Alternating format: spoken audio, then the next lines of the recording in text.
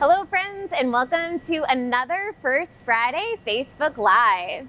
As you can see, we are coming to you live from somewhere very special, very busy, and slightly noisy.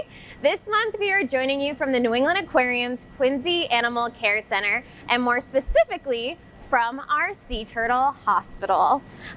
Remember, we will be answering your questions live, so be sure to add them to the comments. My name is Taylor, this is Nick, and today we are talking about, you guessed it, sea turtles. So there are two sides of our Quincy facility. One side functions as an extension of our main building. There's a quarantine room for new fish, food culturing rooms, systems for raising baby fish, and many large holding tanks. The other side, where we are currently standing, is home base for our marine mammal rehab and rescue team. Why are we in Quincy, you ask? Well, we are full swing into sea turtle stranding season. We wanted to share this place with you for a few reasons. First, we wanted to highlight the incredible work of our sea turtle rehabilitation team. They work tirelessly taking care of hundreds of sick sea turtles. And we wanted to share the sheer amount of hard work and dedication given to care for these endangered animals. Second, we are often asked why people can't visit the Quincy Animal Care Facility and why we appreciate the interest in this part of our institution. This is truly a hospital for sick animals. And really, it's more like an emergency room or an intensive care unit of a hospital. So we hope that this video can start to give you a glimpse into the physical space where this work is actually happening right now. Finally, we are here today because we know many of you love sea turtles. They are amazing animals, and we are so lucky that we get to be a part of their story. We hope that you will learn a little bit more about how we care for sea turtles and some ways that you can help sea turtles in your daily lives. So today we're going to focus on the process each of our turtle goes through from when they arrive here in Quincy through release. There are many facets of this work, and we could have focused on a lot of things, but we thought that it would be a good start to start with the basics. So without further ado, Nick, how do sea turtles get here in the first place? That is a great question, Taylor. Yeah, so sea turtles are technically part-time residents here in New England. Every spring and summer, several species of sea turtles, including greens, loggerheads, Kemp's ridleys, and leatherbacks, follow the warm water currents of the Gulf Stream northwards, looking for seasonal feeding grounds, including off of the coast of Massachusetts. As the fall approaches, our local waters start to dip down into the low 50s. This temperature drop actually cues the turtles to leave these cold northern waters and begin a migration back to warmer waters in the Caribbean and the Gulf of Mexico, which is something that I would like to do actually as well. Same. During our winter time. Absolutely. So they've got the right idea. Now this seems pretty straightforward, but not all sea turtles are able to follow this plan successfully. One theory is that since many of the turtles are juveniles, they aren't able to swim far enough out to sea in order to avoid the hook of Cape Cod. Show off your hook. Okay. Another theory suggests that storms and winds out of the northeast push the turtles towards the coast. No matter the reason, turtles exposed to colder water experience a drop in body temperature due to the fact that they are ectothermic, or cold-blooded. Once their internal body temperature drops too low, these turtles become cold-stunned, which basically means that their metabolism slows down and they lose the ability to feed and swim. Being cold stunned makes them vulnerable to pneumonia, hypothermia, frostbite, and actually a lot of other ailments that humans share in common with turtles under really cold conditions. Now, there is still work to be done in order to get cold stunned turtles to the Quincy facility. In order to locate turtles that have stranded, many volunteers patrol Cape Cod beaches starting in late October and going through December. If this sounds appealing, we'll touch more on volunteering later. But volunteers currently looking to get involved in searches should sign up through the Massachusetts Audubon's Wellfleet Bay Wildlife Sanctuary. I should also mention that the Mass Audubon Society and the Wellfleet Sanctuary have been our partners for over 30 years and thousands of turtles. And we're really, really grateful to have this partnership. It's a really important part of the care of these animals. So, high tide is the best time of day to search. But high tide doesn't always occur at convenient hours of the day, does No, it, it Taylor? doesn't. No. Imagine searching for a small turtle, the size of a basketball maybe, in the middle of the night on a cold, seaweed-strewn beach. Sounds lovely, right? Yeah. Now, once turtles have been located, we do our best to transport them to Quincy using a special animal-friendly ambulance. But they might arrive in some other ways as well. And then the fun really begins. Taylor, why don't you take us through the journey of a turtle arriving here at Quincy? I would love to. So what happens to turtles when they arrive in Quincy? There is a lot that happens. And once a sea turtle arrives at the Animal Care Center, we'll do our best to break it down for you exactly step by step. But remember, if you have questions, comments, section is your best friend. All right, so when turtles arrive in Quincy, they'll all get an initial triage. The rehab team needs to determine what shape each individual turtle is in. And just like a human emergency room, there are a set number of clinical stations, and the team needs to determine which turtle goes to those stations first. They're looking for obvious severe external injuries, extremely low heart rate, fractures, any other obvious traumatic injury, and these are the turtles that take first priority. Once the turtles get their initial overall health assessment, the non-critical turtles will go for a supported swim. That's right, they go for a swim. This is actually another step in determining their overall health. Staff are looking for the turtles to attempt to paddle and to raise their head above the water, because these are natural responses when the turtle is in water. And even a very sick, cold-stunned turtle should attempt to do these behaviors. If they do not, the staff knows that this turtle needs to go to the ICU, specifically for some rewarming and close monitoring. This initial swim test is pretty short, only about 10 minutes or so, and again, it is supported. And after this swim test, the turtles will all slowly cycle through those clinical stations. They will have blood work and radiographs taken. They're looking for things like the blood sugar levels, infection. Through x-rays, they can see if there are any broken bones, pneumonia, foreign bodies, think plastics, inside of the turtles' bodies. Turtles are slowly warmed up, only about 7 degrees per day. This helps prevent shock, because just like humans, you gotta warm the turtles back up a little bit slowly. Remember, turtles are ectothermic. This means that their body temperature is dictated by the air or water temperature around them. So staff can actually warm these turtles in a couple of ways. The tanks they use for the supported swims are simultaneously used to help start this rewarming process. They can heat or cool the specific tanks to a specific temperature, and by swimming the turtle in the water, their body temperature will slowly rise to match. For turtles that can't swim, we have 2 options. In the ICU, there are special warming units that can be programmed for a specific temperature. But for really large animals like Munchkin, yep, that's right, Munchkin, a 300-pound loggerhead sea turtle we rehabilitated and released in July of 2019. We need a different type of warming unit. For these really large turtles, we have special warming rooms. Yes. Rooms, entire rooms. Once the turtles are warmed up enough and strong enough to swim, they can move into rehabilitation tanks. The first rehabilitation tank is at about 70 degrees, and the second rehabilitation tank is about 75 degrees Fahrenheit. Yeah. So each sea turtle will continue to get routine physical exams. These exams will happen at least every 3 days. They are weighed, they get a good look over. Sometimes we do rechecks on their blood. But beyond this kind of routine care, our sea turtles may also receive additional x-rays, fluids, medication, and sometimes even surgery. Each turtle is given an individualized care plan, and it is truly impressive how our turtle team does all of this, often for dozens of turtles, every single day. They are truly a well-oiled machine. The last major component of care that we need to cover is feeding time.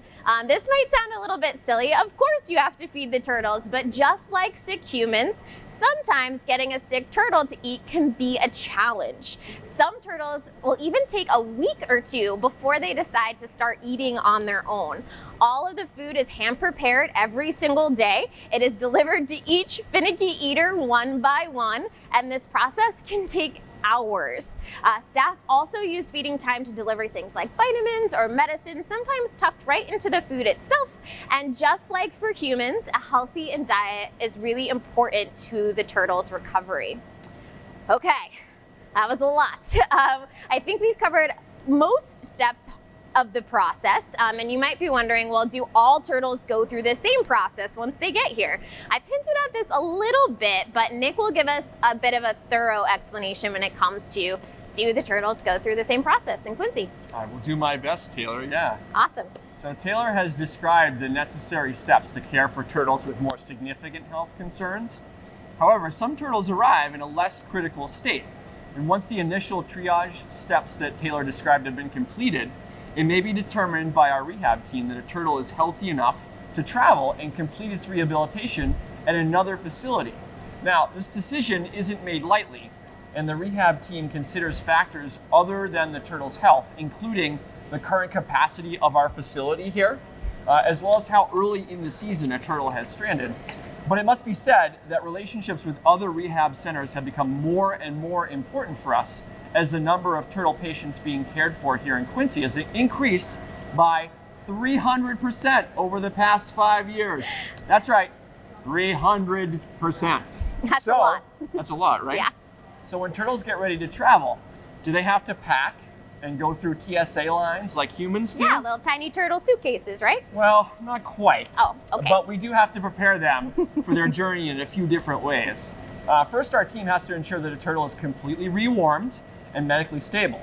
Next, our turtles receive extra fluids to sustain them on their journey.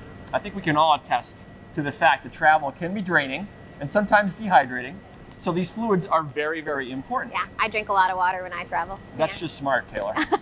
And finally, when turtles travel, they typically have a unique carrying container.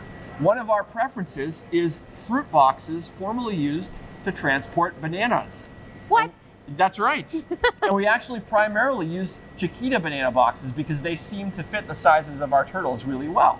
These banana boxes make excellent turtle carriers as they provide room for turtle flippers. They have an open top for easy animal identification. They're easy to come by, and they're lightweight. To make things even cozier, we might add a nice liner and a towel donut for padding. And we also might include some heat packs wrapped in towels to help keep turtles warm. And now that I know all of this, this will also be the method that I use to travel wherever I have to go long distances as well. So I'm really looking forward to that. Excellent. Sounds cozy. Doesn't it sound great? Yeah. Now, speaking of long distances, our turtles can potentially travel pretty far to get to their next rehabilitation center. We work with a network of rehab centers, and common locations include centers in New Jersey, North Carolina, Georgia, and Florida. Transfers to the southern regions of the U.S. are coordinated through the National Oceanographic and Atmospheric Administration, otherwise known as NOAA. So we go through them and we're looking for rehab centers with openings. In order to get to these locations, we often rely on an aviation organization known as Turtles Fly Too. Amazing. This organization is also connected to NOAA, and its mission is to relocate sea turtles with the help of pilots willing to donate time, aircraft, fuel, and labor. What an amazing group of human beings Turtles are can fly. willing to help out in this way. Yeah. Now, some turtles might have a bit of a longer rehabilitation period than others, and Taylor mentioned all the steps that they typically have to go through. While there are always exceptions, we tend to keep these more critical turtles at our rehab facility in order to avoid adding the stress of travel to their health concerns. Now, once their rehab is complete and they're ready for release, it's typically closer to our spring or summer, so it might be appropriate for us to release them locally. Based on our experience, we have favorite spots that typically have ideal foraging habitat and also include easy access to beaches. These include locations on Cape Cod, also Long Island off of New York, and then also Assateague Island off of Maryland, where we actually coordinate with the Baltimore Aquarium, which is really cool. It may also be appropriate for us to release turtles further south.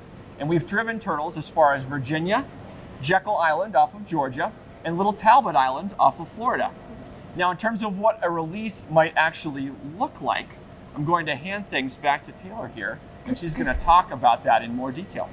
All right, so sea turtles are really important for healthy oceans. Turtles play an important role in their habitats where they live. They are something called a keystone species. This means they are an animal that many other animals in their ecosystem rely on. So sea turtles can prevent the overgrowth of algae and sponges, maintain healthy seagrass beds, keep populations of prey like squid and jellies in balance, and many other things. So the goal of our Sea Turtle Rehab and Rescue program is to get as many turtles back into the ocean as possible. 6 out of the 7 species of sea turtle are threatened or endangered, and Kemp's Ridleys are the most frequent species found through our program, and they are also the most endangered species of sea turtle in the world. Actually, the little guys you're seeing swimming around right in front of us here.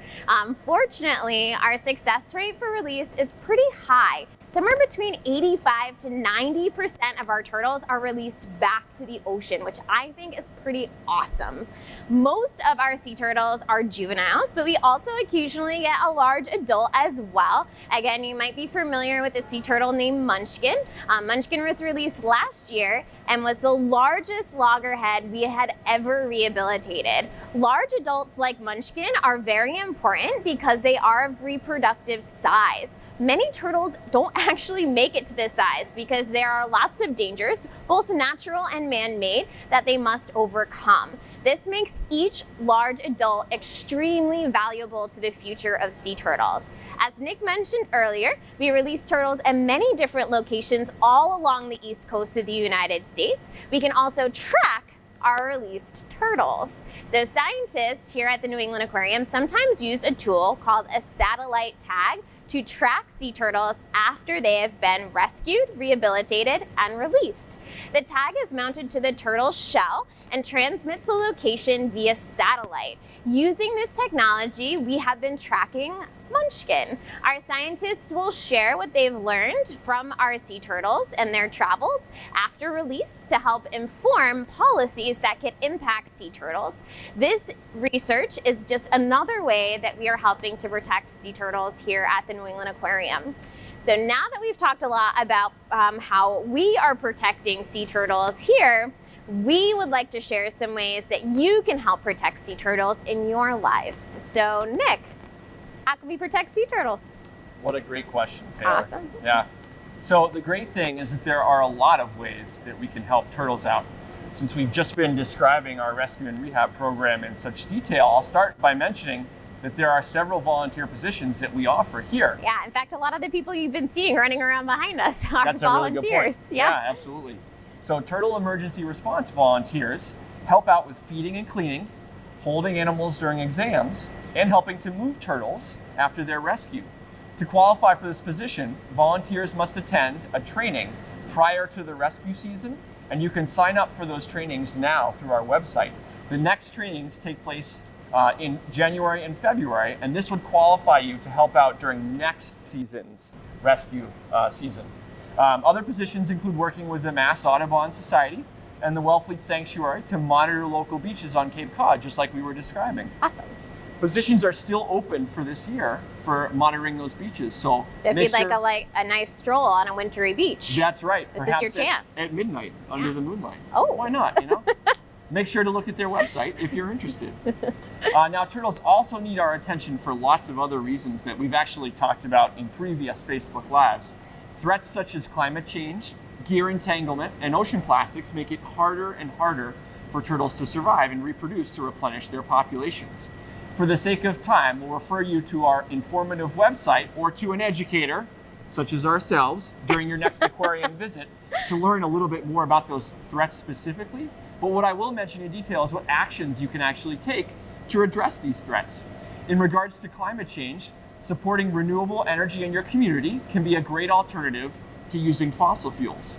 Here in Massachusetts, we have a great program called Solarize Mass that helps to make solar panels more affordable. Cool. Now, choosing sustainable seafood reduces overfishing and promotes the use of gear that results in less turtle entanglement. We like that. Which is what we're going for here, right? Yeah. So next time you're at your local grocery store or restaurant, ask for sustainable options. Now, in regards to plastics, Write to your local politician or your political representatives about reducing plastic in your community through initiatives such as banning plastic bags and bottles. These are just some of the ways to help out turtles, and I'm sure that you guys are already doing a lot of great things in your own communities to help out too. Lastly, I want to mention again the story of Munchkin that Taylor's been referring to a couple times here. Yeah. The loggerhead sea turtle. Munchkin has truly experienced the top-level care that our rescue and rehabilitation team provides, and following her story is a great way to understand all that it takes to help out these animals. So visit Munchkin's website, munchkinsjourney.com, that's all one word, munchkinsjourney.com, in order to learn more. And of course, we can't sign off here without giving a shout out to Connie Marigo and the entire amazing, hardworking rescue and rehab crew that has been working diligently in the background here. We're actually in their way while we're doing this presentation. Yeah. So They're really kind to let us be here. Yeah, so thanks for all that you do, guys. You do amazing, amazing work. Okay, so now comes the time during our Facebook Lives where we hope that you guys might have some questions for us. Yes. How long is the average stay of a sea turtle at the facility? Oh man. Ooh, that's a really good question. So again, it's really, really variable. It has to do with the animal's overall health. We'll have some turtles that might be here for a week or sometimes even a few days, depending on if we have enough turtles to go out for a transport. We also have turtles that are here for months and months and months and months. I think our last sea turtle left last year mid to late summer. So if you think about they're coming in starting in October and November, that's a pretty long stay here. But again, it really is dependent on the individual turtle and kind of what they have going on health-wise. That's right, absolutely. What kind of surgery would turtles need? Oh, that's a great question. Well, to be honest, some of the surgery that we provide for these animals is very similar to surgery that humans might go through for different injuries, including repairs to bones, things that might have to do with having pneumonia or injuries to their lungs. Stuff in their gut. Stuff in their gut, right? Exactly, yep. Removing plastics from their gut, things like that. So they're actually surgeries that aren't completely foreign to us, but obviously the turtle's anatomy is significantly different than a human. So we have trained vets that understand how to work with these animals in a safe way, get them through surgery, and sometimes they might go through the same recovery period that humans might have to go through as well, experiencing similar surgeries such as these things too. Yeah, so. Is there a beach in Mass where the majority of turtles have been found?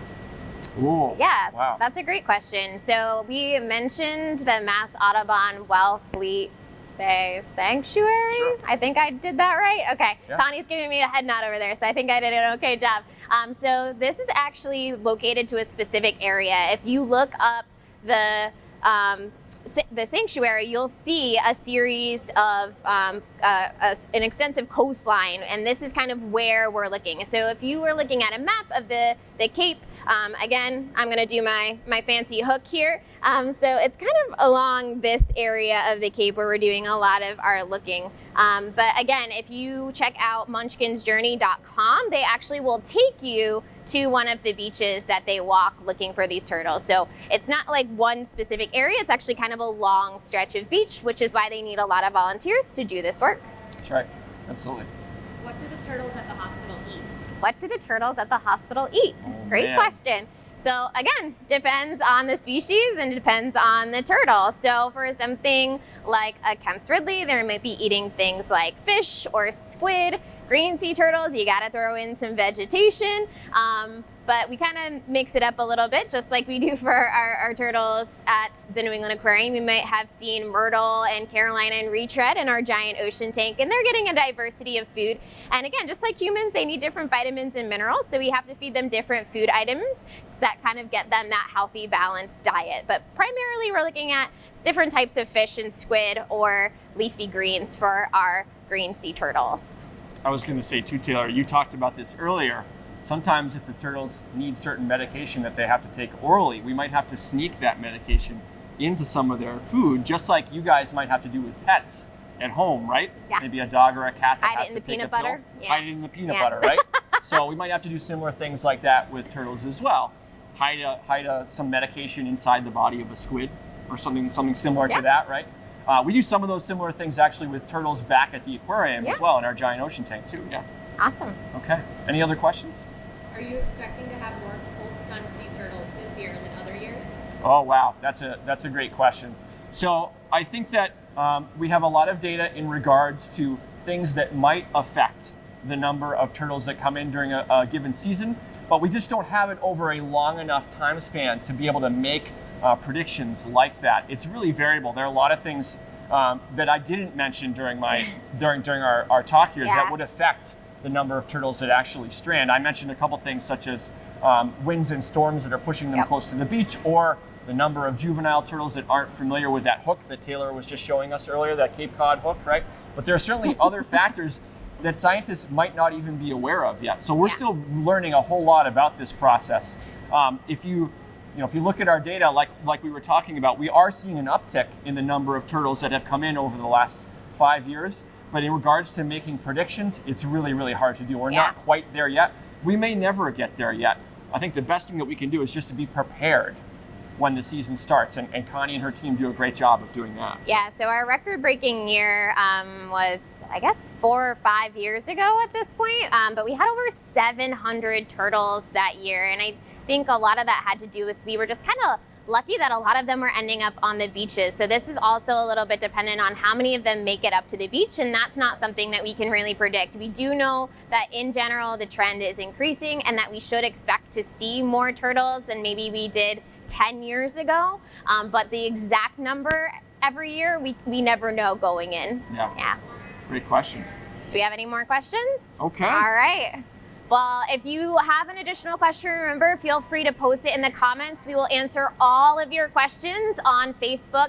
Again, thank you to Connie. We're going to wave at her over there because she's standing off to the side. She's amazing. She helped us prepare for this Facebook Live. She is a wealth of information about sea turtles and this program in particular. So thanks again, Connie. And thank you guys for joining us for another First Friday Facebook Live. We'll see you next month. We'll see you in the new year. Yeah. Okay.